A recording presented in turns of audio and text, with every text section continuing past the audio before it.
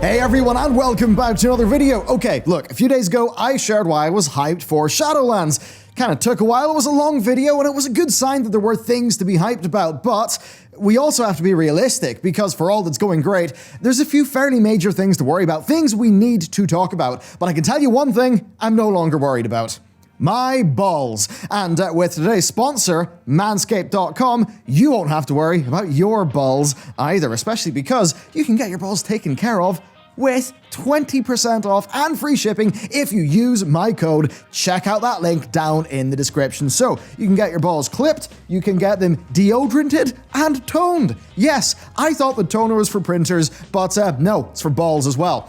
Now look, shaving down there, it's one of the more stressful parts of male existence, right? I mean, man, that shit really stings when it goes wrong, doesn't it? And that's why Manscaped made the new Lawnmower 3.0. That is awesome. It is a water-resistant body trimmer that, with their advanced skin-safe technology, well, does just that. It vastly reduces the chance of being afflicted with bloody balls, which is not particularly fun. The battery lasts 90 minutes, and it USB fast charges. It's a lot better than any trimmer I've used before. And you can also get the Perfect Package Essentials Kit. That's got the Lawnmower 3, the deodorant, the toner, and the Shed travel bag, and a pair of ungodly comfortable boxers. So yeah, shave your balls, deodorant your balls, tone your balls will thank you.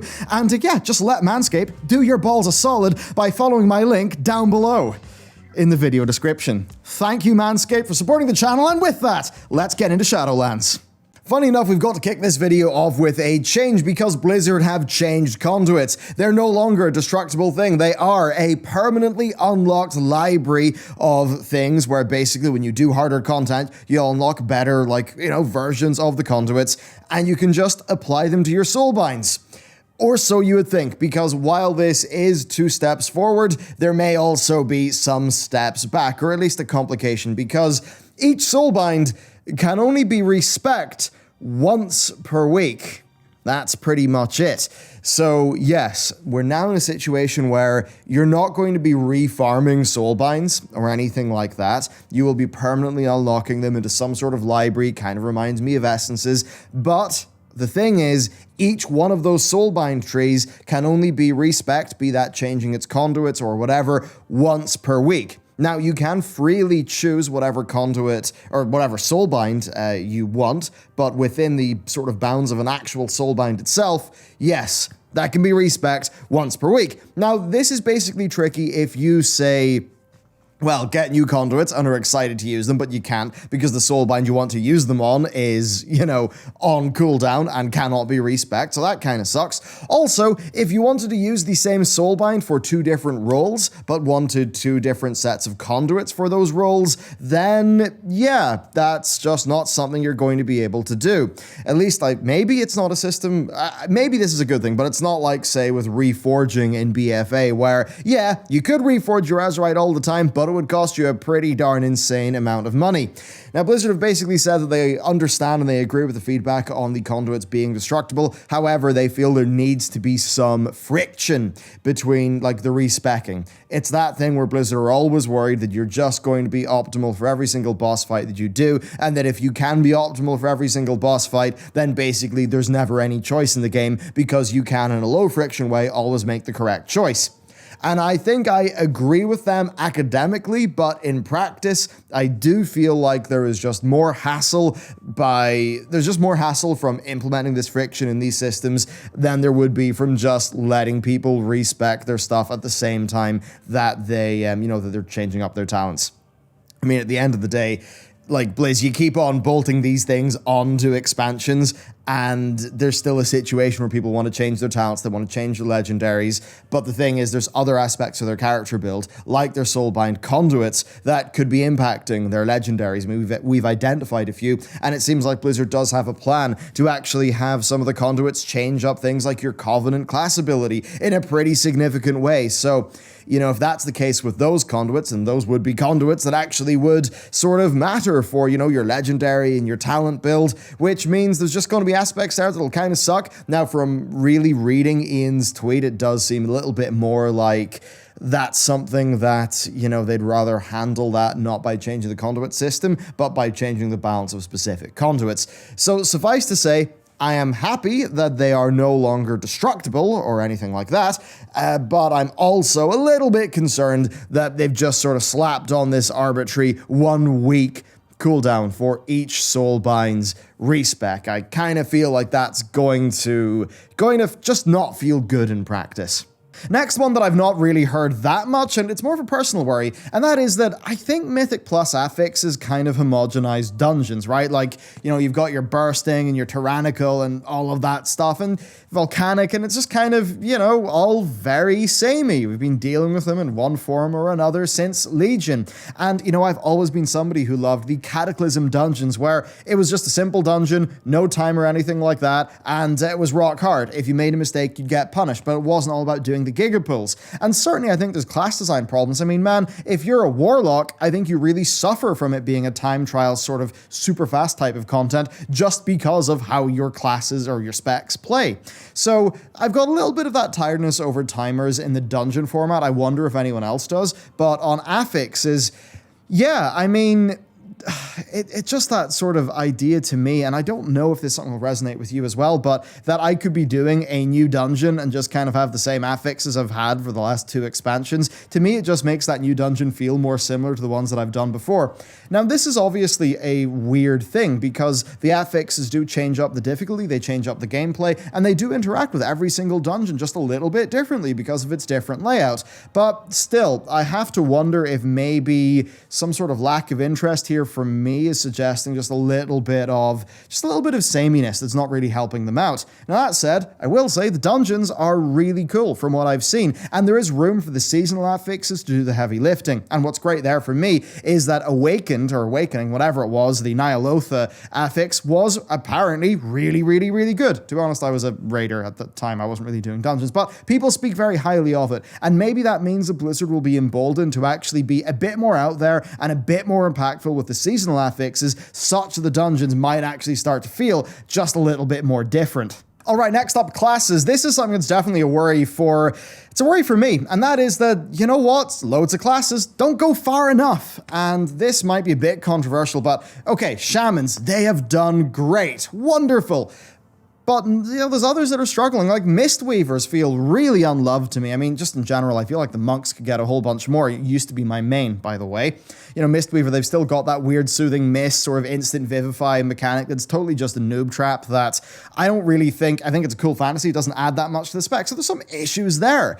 And just in general, right, there's a lot that community, the Mistweavers, they've been so good at providing really good, clear feedback, and I don't really think it's been met that well. Sub-rogues are another one that feels really rough. I mean, they were just gutted, eviscerated, one could say, after Zul, because their mechanics interacted with Zul in a pretty degenerate way, but then Blizzard responded by killing them for the rest of the expansion, which is a bit mean.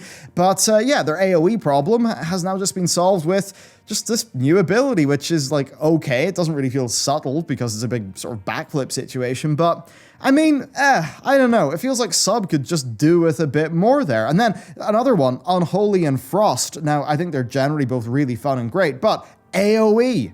I mean, their AoE is a talent. Epidemic and Glacial Advance, right?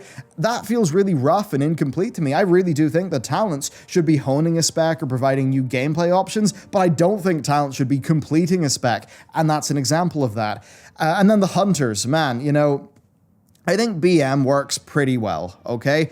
But SV needed so much more to actually just start to be more interesting. And I mean, again, SV always struggles with that thing where, is it really what the Hunters asked for? As somebody who played a Hunter since Wrath and a little bit in TBC, I don't really think we asked for melee survival, but that's another kettle of fish. Hunter. This is a really divisive one. Some people really like the new Hunter. I know, like, Preach and his boys, they both I think they like the Hunter if memory serves.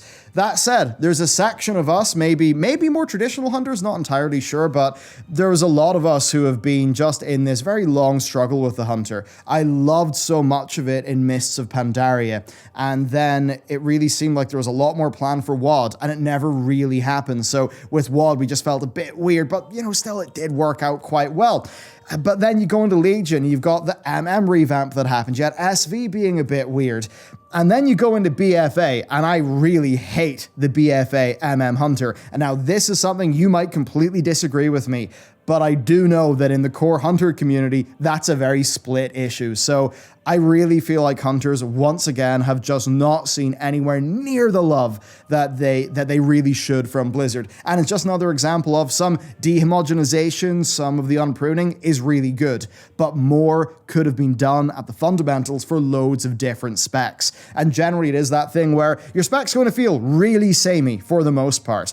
And to me, that just feels like Blizzard didn't really go far enough in a bunch of these cases. I do actually think that Blizzard are a bit starved of class design resources, and I've really got to imagine that just some of their recent adventures in struggling with corruptions and doing all of the Covenant abilities and stuff like that, I just have to wonder, has that actually kind of starved them of time to actually work in the core of classes? Then next up, some classes are, I think, just in a pretty bad state.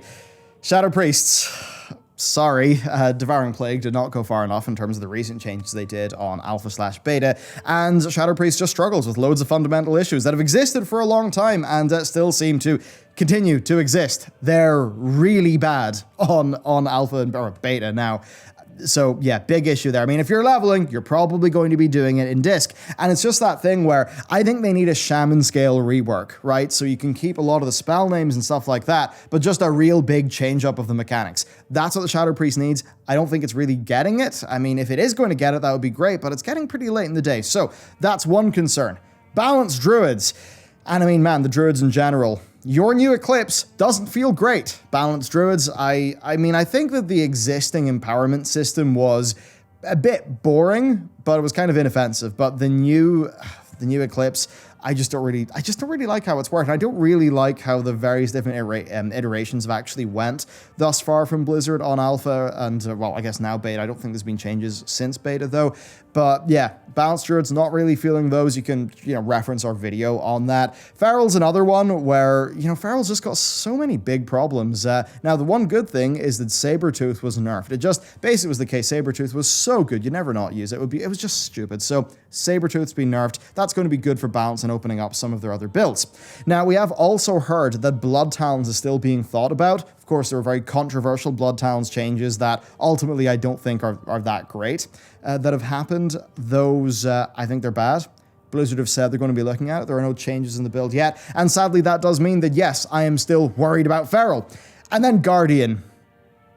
I think Guardian might actually be the most boring class in the game. Yeah, I'm sure, it works fine, whatever, but it's just really boring. So this is just another example of, there's just some of those cases, that's my personal list of gripes, but there are classes where, look, if you've had fundamental problems with them for a decent while now, that's just not within the scope of what Shadowlands is doing for classes. Shadowlands is more about unpruning, giving you some more hybrid opportunities and stuff like that. It's really more about that than it is actually about class changes in a whole bunch of ways. I mean, going into this with I want lots of class changes focused mindset is, I think, maybe missing the point of what Blizzard actually said with the unpruning. And I don't say that to sort of badmouth you. I say that to really reflect my own journey with trying to understand what Blizzard's intent really has been. It does seem to me that they're actually pretty happy with the core of how the class is played in BFA, and that really they were kind of more just about chasing crowd claps and getting some of that RPG sort of hybridness back in through the unpruning. And those things are all well and good. But I think for those of us who maybe sort of look fondly back to other days in the game's history, yeah, not far enough and still some core issues. And that's really my core 2 points on the basic health of the classes. And then next up, Covenant ability design. Now this is different from spec swapping. That's not the point that I'm making here. This is the actual design of them.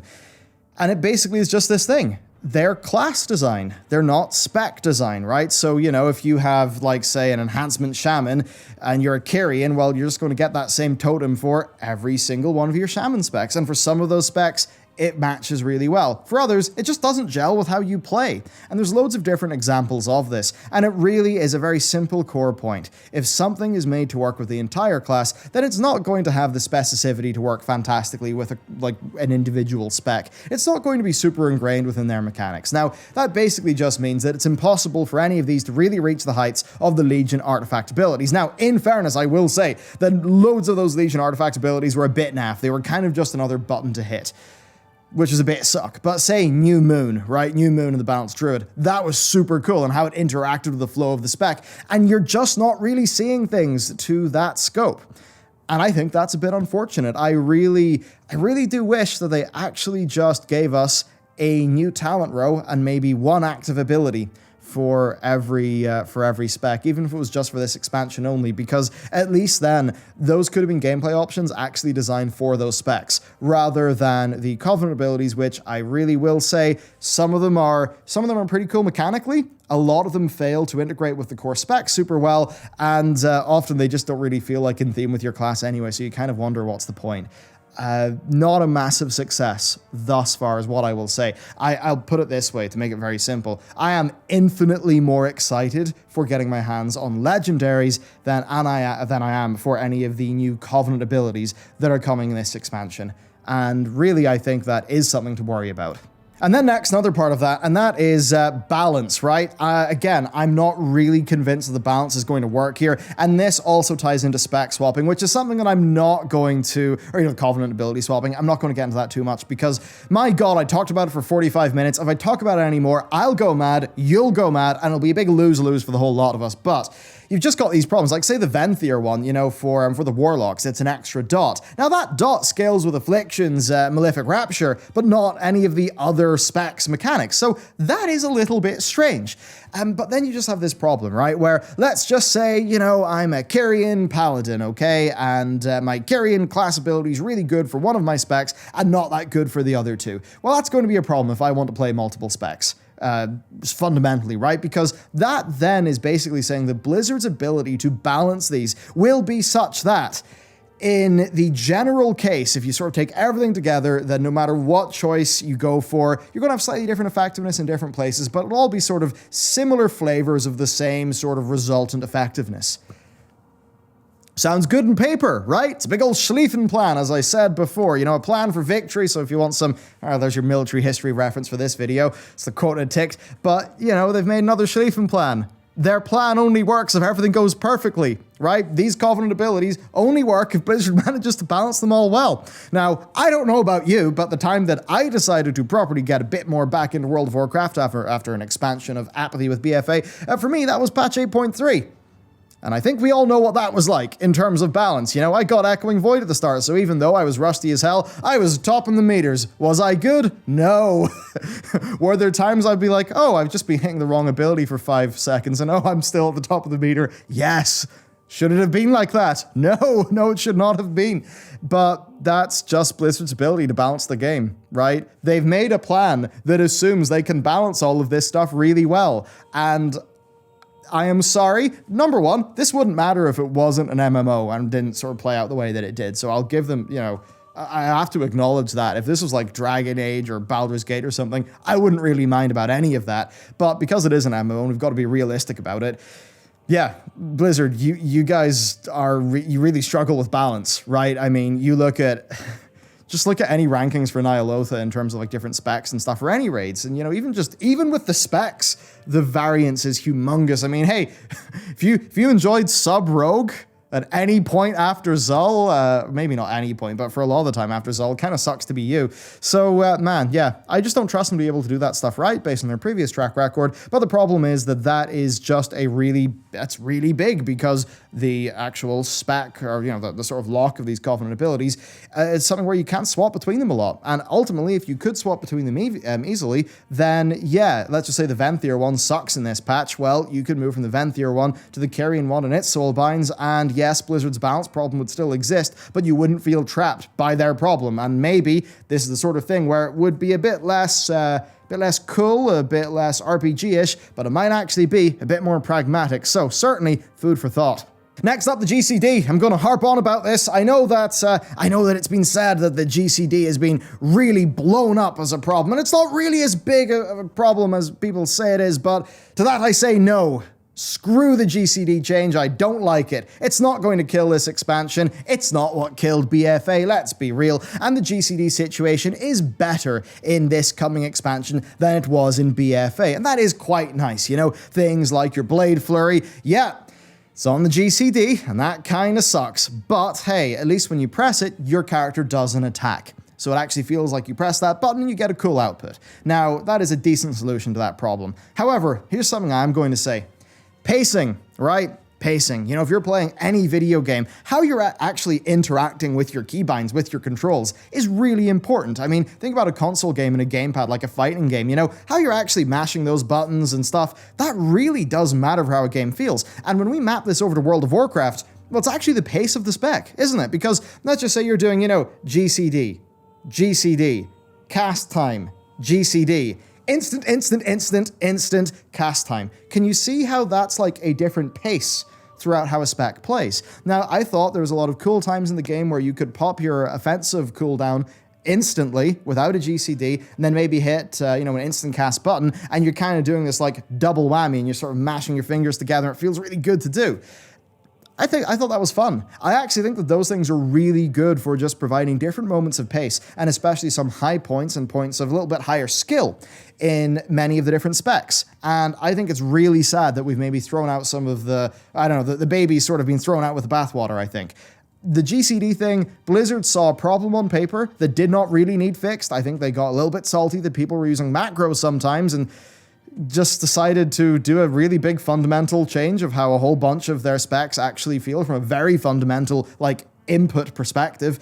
I don't think it was worth it. I still don't think it's worth it, and it has got better in this expansion, but it certainly is noticeable to me whenever I play. It has been in BFA, and it still is on Alpha and Beta, so there you go. GCD. It continues. Of course, though, the GCD change actually looks like a good idea in comparison to the next one, and that is Master Loot. Blizzard, why are we talking about this? I always try to be respectful, but honestly, this is one of the most dumbass, pig-headed decisions you've ever made. There was never a problem. People are playing a MMORPG. If they get ninja looted because they did not really think about how to go on a pug, then you know what? Sucks for them. There we go. You don't need to protect people. You don't need to be mummy. You don't need to be daddy. Just activate Master Loot. The amount of, I mean, a small amount of bathwater was thrown out, and there's just 100 babies, just boom, gone. That's what happened here. This is one of the most boneheaded things Blizzard have, I think, ever done. And I really do say that because I think it is so stupid and so pointless. And I cannot wait for the BlizzCon where they announce that this is being reverted to loads of cheering and, you know, just...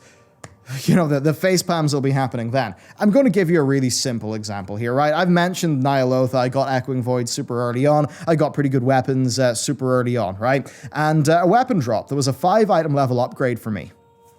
Cool. And I had a corruption on it. Also pretty cool. I didn't really need it, though. The other Demon Hunter in the group had like an eye level 410 or a 420. Basically, a heap of crap. Useless weapon. I couldn't help my teammate because Blizzard decided to remove Master Loot, seemingly because they were, what, stupid enough to think that item level is actually a relevant measure of player power or item power? I mean, come on, Blizzard, you're not silly. You know that's not the case. Yet, that is something that is a falsehood that you codified in your game systems. Why did you do that? Why did you think it would work? Why have you thought that in your game of D&D, when you get the loot at the end, that actually the party are not allowed to distribute that between themselves?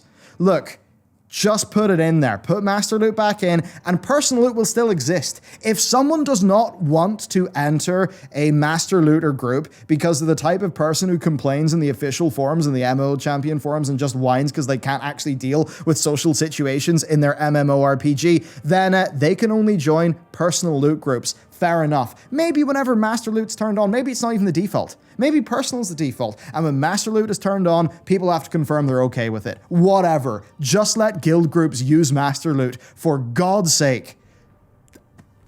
This is one of those things. Does it impact me a lot? No. Am I in some sort of cutting-edge progression situation? No. It's just that it fundamentally, as somebody who cares about things making sense, is one of the most stupid decisions that is completely misunderstanding and not caring about so much of a player base that it gets me. It gets me deep. Cheers, Blizz. You got me deep. And I'm still worried about this because it sucks. And next up, we've got a bit of a funny one. And this is actually something that I am worried that people think it's a problem, even though I actually don't think it's a problem. So it's a bit of a funny one. And that is, as I've so eloquently put it in my notes, that the expansion might not be mega dick hype. Now, you might be thinking, what's mega dick hype? Well, you know when Warlords of Draenor came out and people were like, oh, wow, cool cinematic. Oh, look at this, Garrison's player housing, wow. And they all got wowed by a sort of a feature that really emotionally resonated with them. Well, man, if you look at the trailer and the cinematic for Shadowlands, it's a bit rough. Now, the cinematic I can understand because a lot of people had confusions over Sylvanas' motivations and where her power came from, even though it came from the jailer and that was sort of established. But anyway, people had issues with that. But if you look at the trailer, so much of it's people just being like, oh, what? New zones? New dungeons? We get this every time. What is there to be excited about? And I'm a little worried that Blizzard won't be able to penetrate that perspective, that a lot of people will have just sort of assumed, oh, Shadowlands doesn't have that much after BFA was a bit of a dud and not really be that hyped about the game. Now, I understand not being hyped about the game for the reasons in this video as an example, but I actually do think that this expansion is shaping up to be great in many different ways. You might not feel that based on how animated I've been in one or two points of this video, but seriously, you know, the character progression and the covenants, sweet. You know, getting all your stuff you can do with your alts, really cool. Changes they've made with even how the world quests are working, and honestly, like almost everything. Torghast is... Sometimes it really sucks you can't swear in YouTube videos without being demonetized. Torghast is so cool. I love it. All this stuff is so good. But a lot of it's unglamorously good because it's just like, hey, we made some new options. We made a cool new feature. We hope you enjoy them. Instead of something that just seems to have actually really penetrated the player's consciousness. So I don't know what you think about this, but there's been a lot of skepticism about this expansion that I think has been warranted, but there's been a lot that I also think is maybe a little bit less warranted. So I'm a little bit worried that this will hurt the success of the expansion, maybe in ways that it kind of doesn't deserve to. So a bit of a weird point I have in this video, and I'd love to know, is this something that has cropped up in your discussions with your friends and guildies about this expansion? If so, do let me know. I mean, look, assuming Covenant stuff doesn't take it out, if this is just a solid, respectable workhorse of an expansion that delivers us a lot of great content, I'm going to be pretty darn happy. Now, I do want to bring in one good thing here, and that is a little section on things I'm no longer worried about. And for me, that is Torghast Torments. You know, people said, no, we disagree with this in principle. Blizz were like, okay, they do. We're not doing that anymore. Torghast entry cost. There was going to be an entry cost. People were like, we just want to play your game. Please let us. Blizz were like, oh, okay. Huh. Maybe they actually do just want to play our game. Cool, we'll let you. So there's no entry cost. Conduits. We brought up a whole bunch of concerns. It seems like they're being taken seriously.